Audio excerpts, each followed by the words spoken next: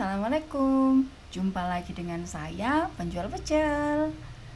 Kisruh Demokrat semakin memunculkan narasi-narasi yang tidak jelas. Kemarin sore saya mendapat pesan WhatsApp dari teman, ada yang akan mendeklarasikan Mbak Puan Maharani dan Pak Muldoko sebagai capres dan cawapres. Mereka mengatasnamakan Pro Bakti NKRI.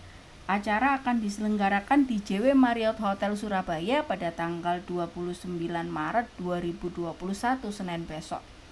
Dan sudah dapat dipastikan bahwa berita itu adalah hoaks. Saya sependapat dengan beberapa pengamat politik, walaupun saya hanya seorang penjual pecel, bahwa narasi yang dibangun oleh elit politik yang sedang bertikai berebut legitimasi sudah kebablasan.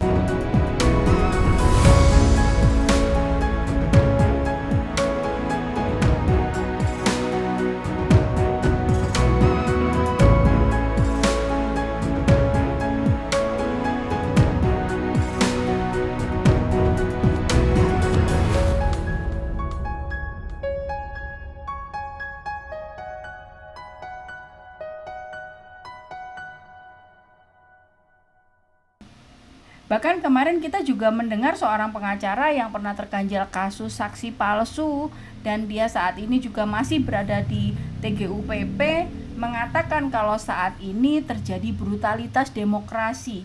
Demokrasi kita dihancur leburkan, diluluh lantakkan. Waduh.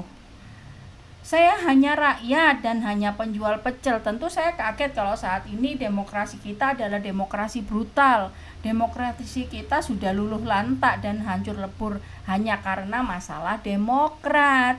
Bukankah permasalahan partai bukan hanya saat ini terjadi, bukan hanya di Demokrat, bahkan partai-partai lain pun pernah mengalami krisis internal seperti ini.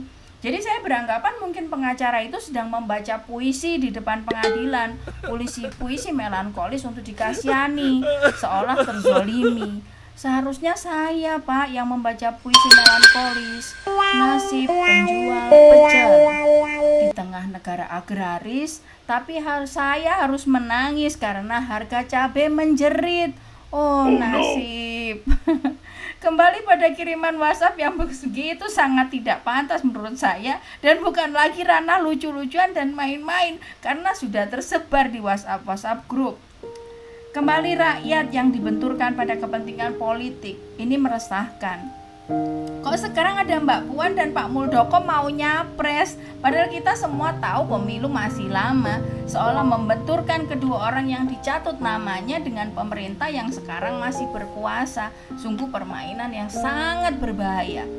Pasti ini akal-akalan dari orang yang saat ini sedang berseteru dan ingin meyakinkan masyarakat bahwa terpilihnya Pak Muldoko di KLB kemarin benar-benar karena Pak Mul ingin jadi presiden.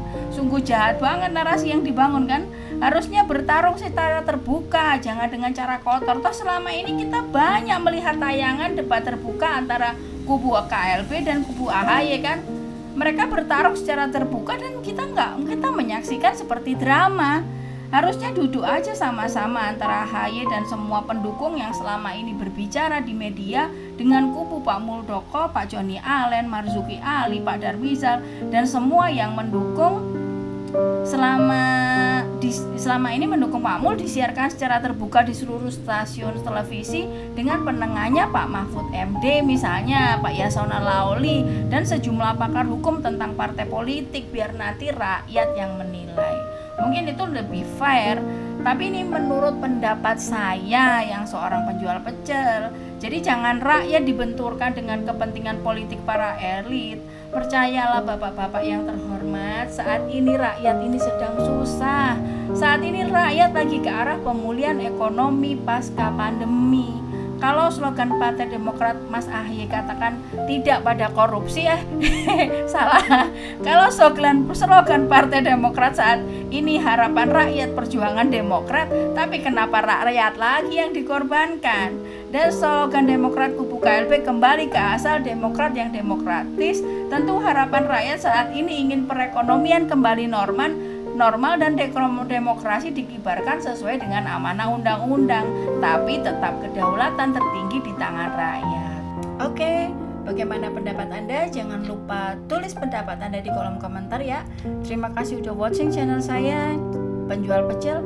Jangan lupa like, share, and subscribe.